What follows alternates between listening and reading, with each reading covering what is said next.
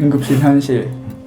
네, 그냥 최악이라고 생각하고 들어오시는 게 마음이 편하실 것 같아요.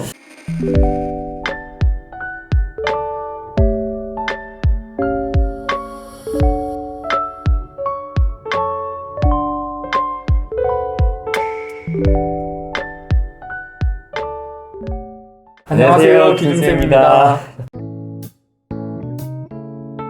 네, 안녕하세요. 저는 분당 서울대학교 병원 응급실에서 5년째 근무 중인 김도훈입니다. 네. 응급실 질문이 굉장히 많아서 좀 빠르게 진행을 하도록 하겠습니다. 총원은 지금 한 100명에서 110명 정도 유지를 하고 있고 데이 이브 때는 보통 20명 내외로 근무를 하고 나이트 때는 15명 내외로 근무를 하고 있습니다. 저희 응급실은 일단 구역이 많이 나눠져 있는데 네. 먼저 선별구역, 트리아제 구역, 중환자 구역, 그 다음에 응급환자 치료실, 그 다음에 일반 진료실, 외상구역, 소아구역, 격리구역, 뭐 전원 전담 행정팀 이렇게 나눠져 있습니다. 네.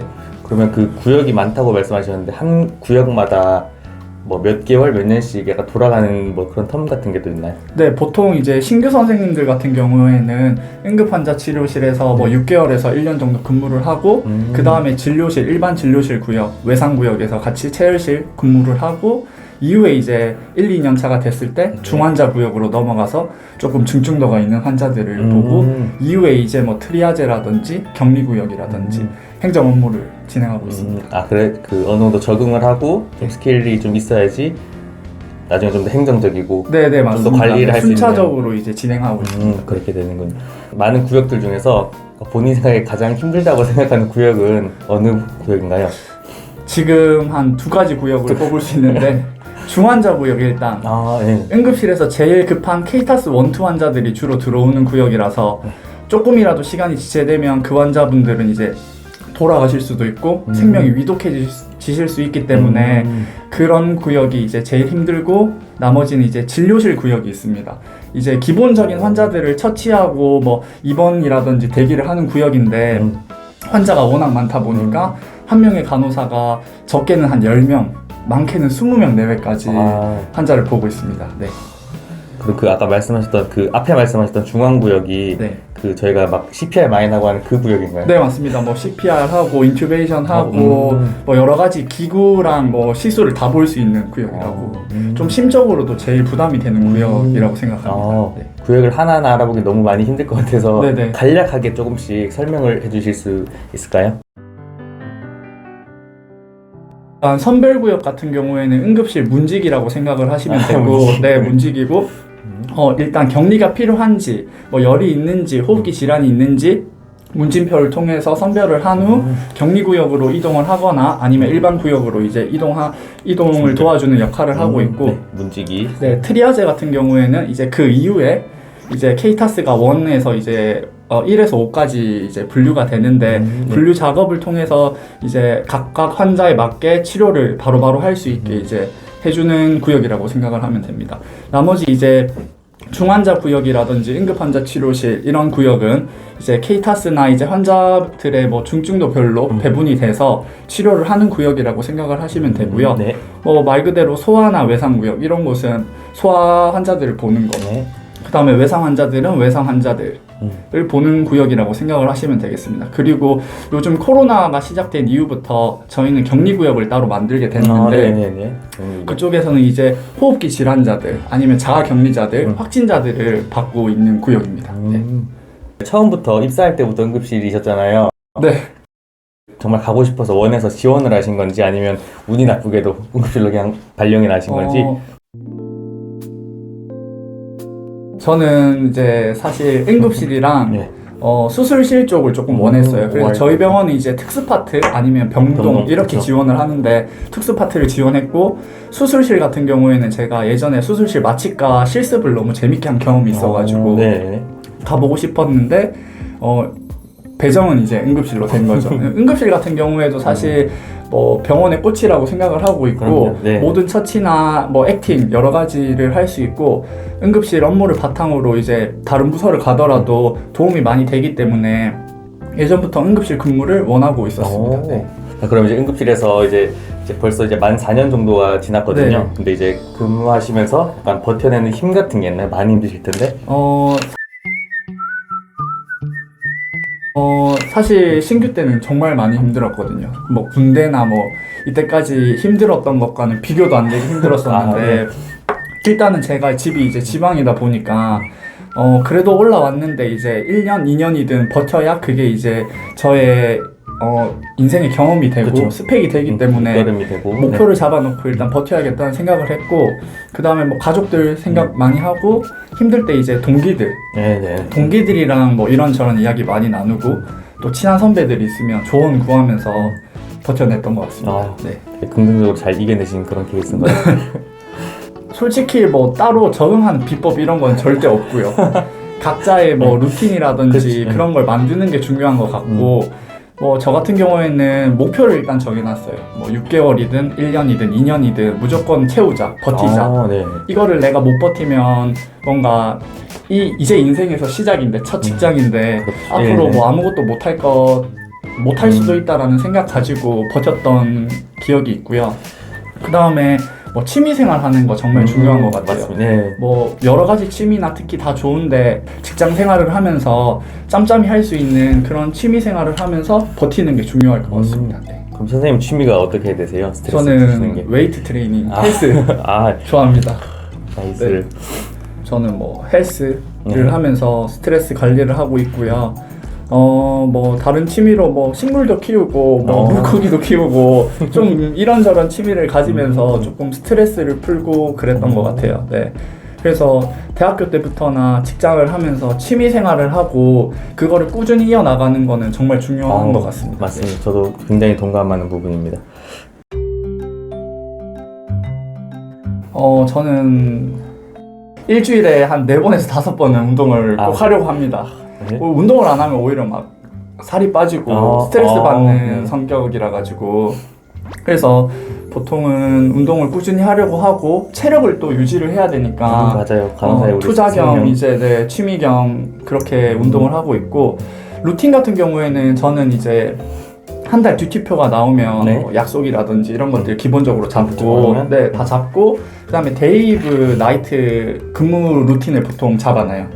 뭐 자는 시간 몇 시에 어떻게 이브닝은 몇 시에 네네 뭐 운동 시간이라든지 자는 시간이라든지 먹는 시간을 대략적으로 잡아놓고 근무를 하고 먹는 시간까지? 네네 대략적으로 너무 타이트한 건 아니고 그렇게 하는 이유는 주변에 보면 이제 아무래도 불규칙하다 보니까 수면 패턴이 깨지는 경우가 정말 많거든요. 맞아요. 뭐 보조제 먹는 사람도 있고 약 드시는 분들도 있고 그래서 저 같은 경우에는 이제 뭐 낮잠 자는 시간이라든지 자는 시간을 어느 정도 딱 픽스를 해놓으면 3교대 근무하는데 크게 지장 없이 부담 없이 근무를 할 수 있었던 것 같아요. 네.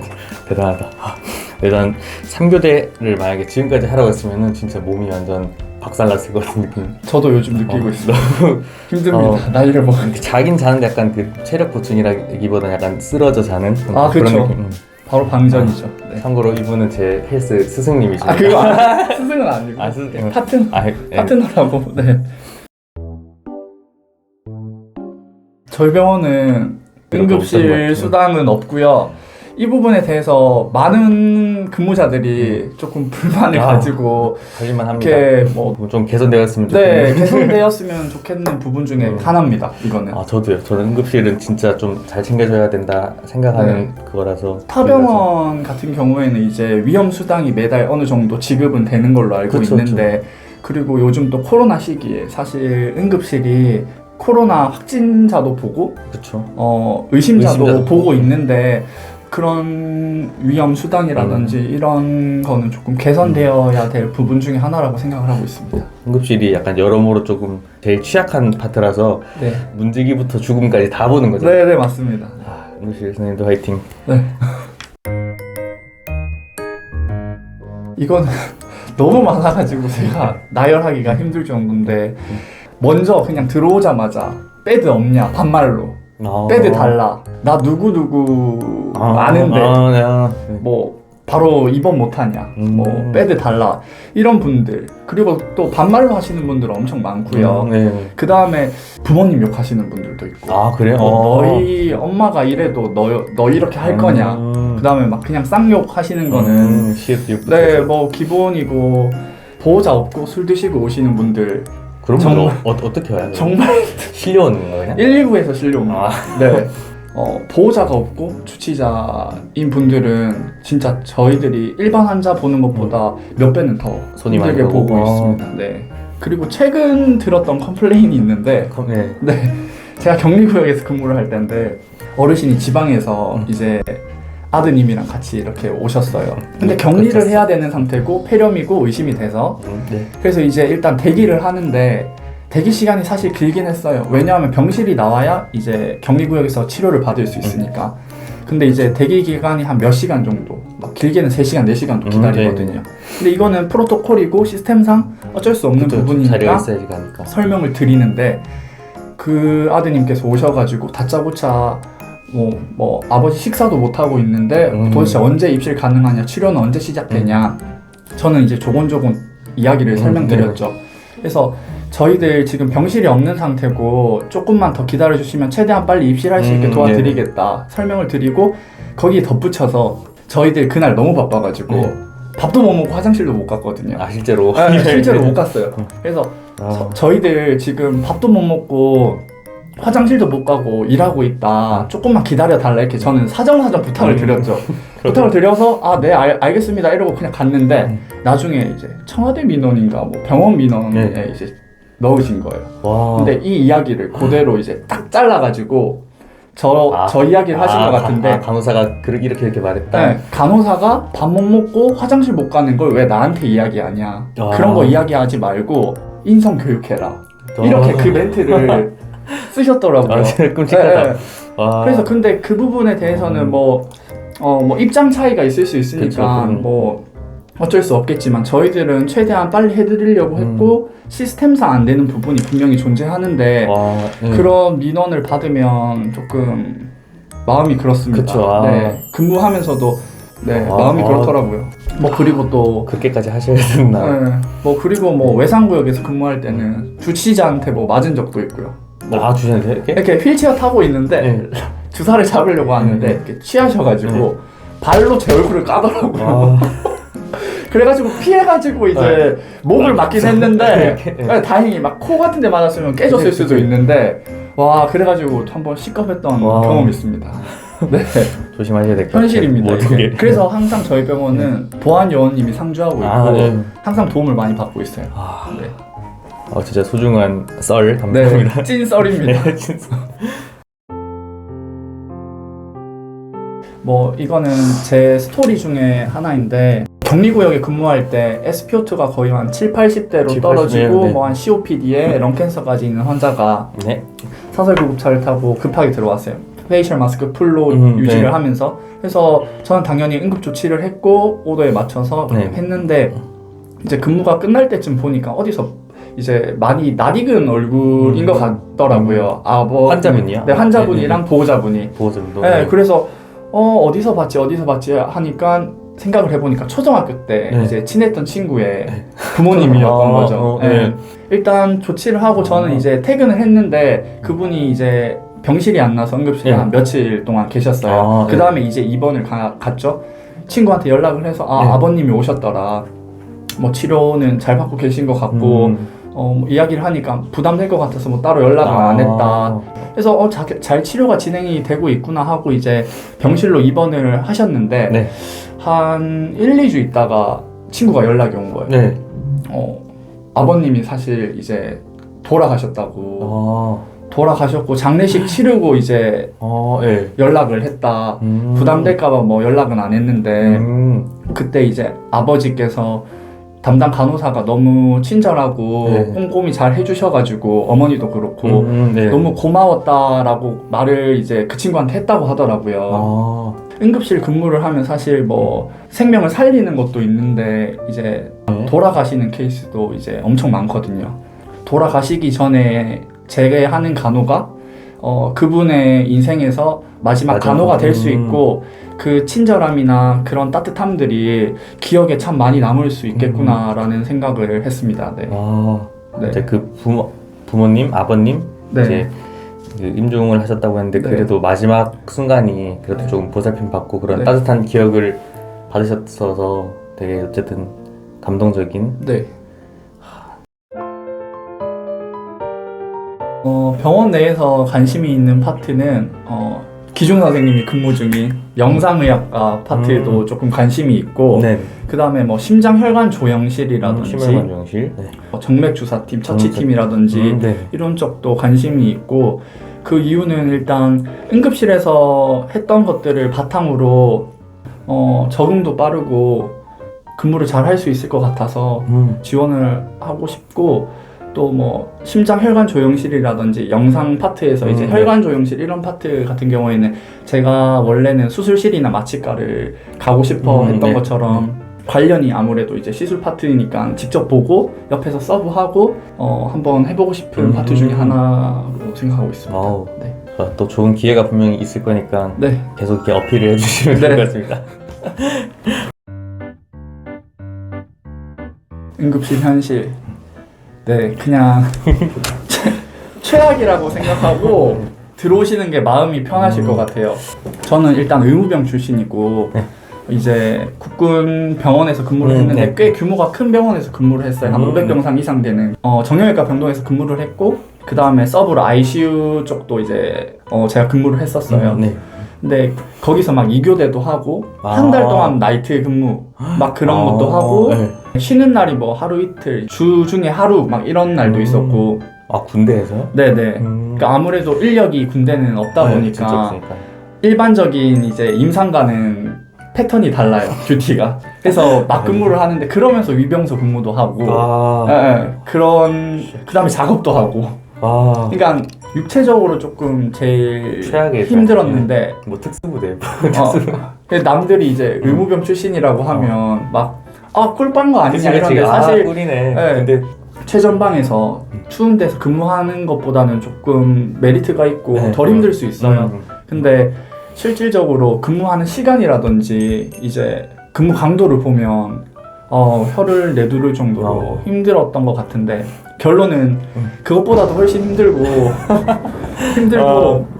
훨씬 네 빡세다고 생각하시면 됩니다. 네 정말 힘들 거 더 굳게 마음 먹고 들어오시는 게 중요한 것 같고 경력직 네. 선생님들 많이 들어오세요. 네네네. 뭐 병동도 있고 ICU도 있고 타병원 응급실도 있고 네네. 저희 병원 들어오셔서 오래 하신 분들이 거의 없는 것 같아요. 네, 뭐 그냥 바로 응급 사직하신 분도 계시고 연차가 높은데 타부서에서 오셔서 이제 응급 사직하시는 분들도 계시고. 진짜요? 그러니까 부서 자체가 이제 뭐 근무 여건이나 환경이 너무 다르다 보니까 그쵸. 시스템은 비슷한데 결국엔 환자 보는 거라든지 근무 강도가 너무 다르다 보니까 사직하시는 분들도 꽤 많으시더라고요. 네. 그러면 그 막 식사도 잘 못하고 화장실도 좀 자주 못 가고 그런 현실인데 네. 그 부분에 대해서 좀 어떻게 생각하세요? 그런 이유가 이제 병원에서는 식사를 꼭 챙겨 먹게 해주고 수 선생님도 그런 환경을 만들어 주세요. 네. 그 다음에 혹시라도 못 먹게 되면 이제 시간을 추가할 수 있거든요. 오버타임이라든지 이런 걸 추가할 수 있는 게 있어요. 그런 건 다 잘 갖춰져 있는데 아무래도 환자가 너무 많고 강도가 있다 보니까 저희들이 이제 부담이 돼가지고 그래서 이제 환자 너무 많다 네, 보니까 환자가 많다 보니까 교대가 오면 이제 교대 멤버가 식사 시간 동안은 이제 커버를 해주고 밥을 그래도 조금이라도 먹고 올 수 있는데 교대 멤버가 없는 날에는 나머지 옆에 있는 사람이 그거를 30분, 1시간 동안 커버를 해야 되기 때문에 조금 미안해하고 업무량이 너무 많다 보니까 못 가기도 하고 그리고 진짜 너무 바쁘면 아예 화장실이나 밥 먹을 생각을 못 해요. 제가 이제 최근에 프리셉터를 계속 하고 있는데 한 번은 너무 바빠서 프리셉터 선생님 밥 먹이는 걸 깜빡할 정도로 바빠가지고 그 정도로? 그래서 끝나자마자 밥 못 먹었죠. 죄송해요. 진짜 죄송해요. 이러면서 제가 사과하고 저도 못 먹었고 신규생한테? 그러니까 먹으러 가라고 말을 못 할 정도로 바빠가지고 깜빡하고 있어가지고 그 말을 할 생각을 못 했어요. 깜빡했어요. 그때 아마 그날은 다 바빠가지고 아. 다른 구역 선생님들도 아마 그때는 아예 식사 다 못하신 걸로 알고 아. 있고 그래서 결론은 병원에서는 이제 식사 시간을 보장해주고 이제 최대한 반영해주려고 하는데 환자 수가 워낙 많다 보니까 차라리 그 시간에 액팅하고 기록 넣고 맞아. 그래서 그냥 최대한 빨리 마무리를 하고 싶은 마음이 이제 식사를 안 하는 경우도 있고 아예 못 하는 경우도 있고 약간 그 신규 때는 좀 그런 생각도 있잖아요. 약간 그 내가 식사를 함으로써 뭐 30분씩 예를 들어서 액팅 조금씩 늦어지면 그것 때문에 퇴근을 되게 못한 늦게 해야 되고 그래서 네. 밥 안 먹고 그냥 차라리 액팅을 해야지 생각도 네. 하고 그런 것도 이제 좀 개선을 하려고 병원에서는 맞아. 되게 노력을 많이 네, 하는데. 몇 시 이내로 퇴근 꼭 하세요. 그 다음에 몇 시 이내 처방만 챙기시고 나머지는 비턴이 무조건 하는 겁니다. 이렇게 저희 응급실에는 짜여져 있는데 그래도 좀 네, 최대한 이제 개선을 하려고 계속 노력 중이고 그래서 예전보다는 그런 부분은 훨씬 더 나아졌다고 생각을 하는데 아무래도 뭐 신규라든지 근무를 하다 보면 빠트린 부분이 있다 보니까 남아서 뭐 확인하고 이러다 보면 아무래도 시간이 딜레이 될 수 있는 것 같아요. 선생님 그러면 밥 드시는 거랑 10분 더 칼퇴랑 뭘로 하실 거예요? 저는 밥. 저는 밥. 저도 밥입니다. 저도 밥입니다. 저는 밥 못 먹을 때 못 먹을 것 같거나 네. 못 먹을 때 프로틴 쉐이크 통을 항상 들고 다닙니다. 혹시 몰라서 네, 맨날. 항상 들고 다니고 그냥 방에 이렇게 네, 물 타서 바로 당 떨어질 수 있으니까 그래서 이제 주변에서 보면 항상 텀블러 이렇게 들고 다니고 훌륭하다. 그래 밥 못 먹으면 근손실라서 안 돼. 맞습니다. 네. 일단 드러낼 수 있는 거는 자소서와 면접이 두 가지인 것 같고요. 네. 자소서에서 왜 응급실을 가고 싶은지 아니면 내 성향이 어떻기 때문에 뭐 응급실을 원한다를 너무 노골적으로 표현하는 것보다는 은연중에 이렇게 살짝 살살 묻어나게 묻어날 수 있게 자연스럽게 요즘 내추럴이 강세니까 그렇죠. 네, 그래서 이제 그런 거를 조금 어필하는 것도 도움이 되는 것 같고 저 같은 경우에는 이제 최종 면접에 이제 그때 조금 어필을 했던 것 같아요. 뭐 응급실이 잘 맞을 것 같다. 그러니까 대놓고 이렇게 말한 건 아니고, 네, 뭐 이렇게 빨리빨리 이렇게 할 수 있고 적응할 수 있고 이런 거를 정확히 기억은 안 나는데 조금 말씀을 드렸던 것 같아요. 잘할 수 있다는 걸. 네. 약간 피지컬 좋은 사람? 그런 사람도 좀 좋아하는 게 있나요? 일단 있을 것 같아요. 응급실은 남자들은 도움이 확실히 되는 것 같아요. 왜냐하면 환자가 워낙 많다 보니까 조금 덩치 있고 큰 남자 선생님들이랑 같이 근무를 하면 아무래도 조금 컴플레인이 좀 줄고 맞아요. 근데 그건 좀 어쩔 수 없는 것 같아. 당연한 것 같기도 하고. 그러니까 그런 부분은 사실 조금 지양하고 고쳐야 되는 부분 중 하나인데 이게 여자 선생님이라고 또 막대하시는 분들이 있거든요. 맞아요. 이렇게 작고 조금 여린 분들한테 막대하시고 욕하고 뭐 아니면 막 아가씨라고 부르고 그래서 그런 부분은 조금 없어져야 될 부분 중에 하나라고 생각을 합니다. 그 다음에 또 의사 선생님 대할 때라든지 간호사 선생님 대할 때라든지 이게 아예 조금 달라지시는 분들도 계셔가지고 사실 똑같은 의료진이고 같이 협업을 해가지고 이제 간호를 하고 치료를 하고 하는데 의사 선생님한테는 아무 말씀을 못 하시고 그 의사 선생님 해줘야 되는 건데 저희들이 못하는 부분이 있잖아요. 그렇죠. 근데 그 부분을 저희한테 컴플레인하고 의사 선생님이 오시면 하나도 컴플레인을 안 하고 그냥 와 그런 거는 좀 간호사로서 마음이 아프더라고요.